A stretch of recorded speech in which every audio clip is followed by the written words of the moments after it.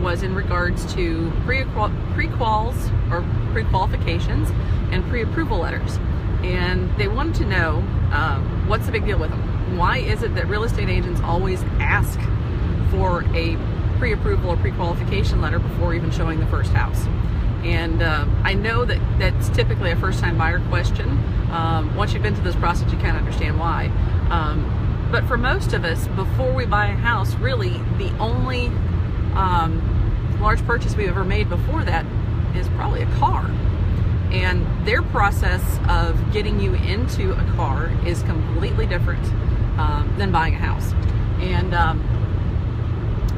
they do it differently, and it's with a serious method. And I'll dispel some of the myths and show you some of the flash and mirrors and smoke and stuff behind the screen when it comes to buying a car, actually. So let's talk about that first. So if you go to a car lot, you know, because everybody's just looking, nobody's looking to buy on that day, which is really funny because you buy. You go in and the salesman talks to you and he says, you know, asks you what you're looking for, what you've been driving. Sizes you up the second you walk in the door, by the way, once he sees what you're driving and how you're dressed. And watches every single thing you do. So those cars that are sitting on the showroom floor give him a ton of serious intel.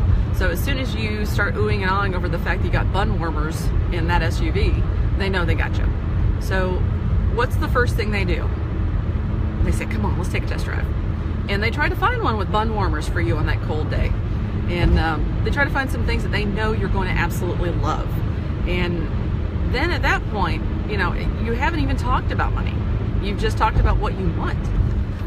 You get on that test drive and you say, you come back and they, what do you think? They've done the full walk around, everything, and they say, what do you think? And you, oh yeah, it's great, but I can't afford this. And what's the first thing he says to you? What kind of payment are you looking for? Well, everybody wants $200 a month. Or free, I'd like that. But, a free Tesla, please, which I appreciate. But then you find out that that SUV is more like, I don't know, $600 payment a month. Oh, no, I can't do that. No way, I can't do it. Well, I tell you what, let me get you in the back. We'll talk to the F&I manager, and we'll see what we can do, you know, after you kind of try to strike a deal. Well, that's all by design. The reason for that is to get you hyped up emotionally in the purchase. So that way you won't back out of it. Once you finally say, okay, I will take it, it's $450 a month.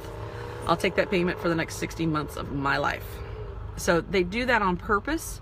So you're emotionally engaged with that vehicle. They know that you'll spend more if you fall in love with it.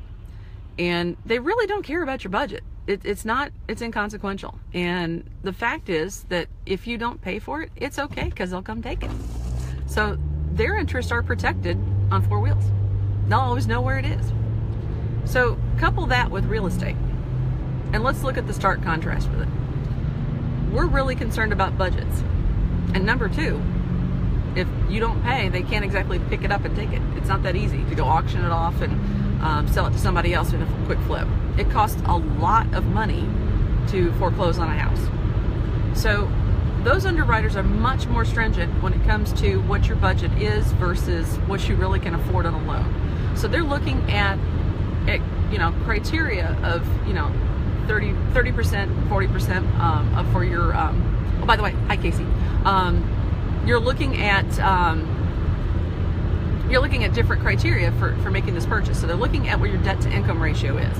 So if, say for instance, you're one of the few people, not few, meaning millions of people with student loans. Well, they are looking at that as part of the equation for what you could afford. So if you are still in the point of forbearance, you haven't started repaying it, they're going to take 1% of that entire loan balance and say, okay, well, we'll divvy that up over 12 months, and there's your payment. What? That's astronomical. So they look seriously on your debt to income ratio. Now, for us realtors, the reason we're going to ask you for that pre-approval letter ahead of time, it gives us two things. One of which is it tells us just how much house you can afford. And if, let's say for instance, out like me, I'm loving my Teslas, I like high-end stuff, I want to see a $500,000 house. I think it's fabulous. Well, then if I get pre-approved later and I find out that I really can only afford a $90,000 house. Needless to say, my expectations have been raised, and I'm going to be sorely disappointed when I find out what I really can afford. So to me, it's really important that before you start the process, you find out exactly how much you can afford. And if there are things in your financial past that might hold you back from purchasing, this is a good thing to know ahead of time. So you don't want to be in a situation where you've made an offer on a house and then you find out you can't buy it. It's so disappointing, and it really hurts everybody involved. In the current seller's market that we've got, things are really insane, and you got to play full out. So, you know, multiple offers are very frequent, and the other buyers are coming in with all kinds of, you know, pre-approval letters. They're going through full underwriting, so they're pretty much just their loan is approved. They're just waiting for a house, basically, to put on a loan. So that's what your competition is. Needless to say, you know, yeah, Casey's sitting there watching this, so I know you know where I'm going with this. You know, being able to write letters and heartfelt letters to the seller with, you know, pictures of themselves on their wedding day or their dog and those kinds of things. So we're playing pretty full out and pretty dirty in order to get a house these days. So it takes everything to get one. But in regards to your question, why the heck are pre-approvals or pre-qualifications so important to realtors? Well, that's why. Because this is a serious process, and you need to be prepared, because everybody else trying to buy a house that's competing against you, they're prepared. So that's what I've got for live. So any questions you've got, or any comments or suggestions that you've got for future lives, feel free. Message me, or put it here on the live, or put it on the page. And I look forward to talking at you in the future. Have yourselves a great day. See you guys.